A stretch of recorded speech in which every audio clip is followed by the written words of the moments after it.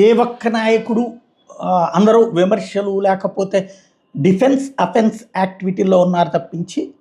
Constructive statement ఇవ్వని సందర్భంలో పవన్ కళ్యాణ్ ఇచ్చారు. అమెరికా ఆంక్షలు 25% టారిఫ్లు విధిస్తామంటాం, 1వ తారీఖు నుంచి నేను ప్రకటించడం, భారత్ని డెత్ ఎకానమీగా మార్చేస్తానంటాం, ఇట్లాంటి హెచ్చరికల మధ్యలో దొరికిందే ఛాన్స్ అని చెప్పి భారత్ని ద్వేషిస్తూ మోడీని ద్వేషిస్తూ, అంటే మోడీ మీద ద్వేషాన్ని భారత్ మీద ద్వేషంగా మార్చుకున్నటువంటి అభినవ కర్ణుడు అనాలా లేకపోతే అభినవ శకునిగానే మారాడనాలా రాహుల్ గాంధీ తయారైతే,